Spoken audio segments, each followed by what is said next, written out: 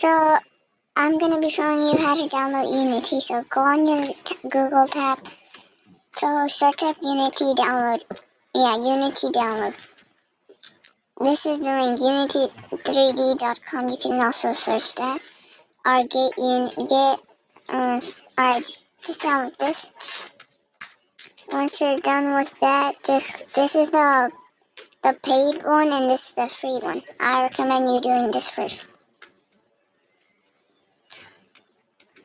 Just wait for it to finish downloading. It won't take a lot of time. Don't click it twice. It can mess it up. Just wait for this logo. Now click it. Just wait for it.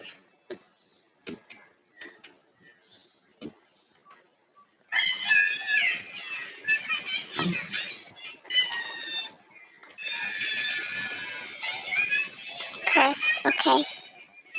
So then read this. Agree. Yeah, I recommend leaving it like that. If you can change it if you want. Just wait for it. Now it's installed.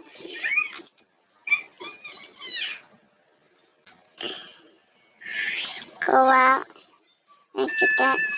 I recommend you refreshing it before it opens by itself. So now, like, you're gonna get Unity, but you're gonna get Unity, but you need to have the license.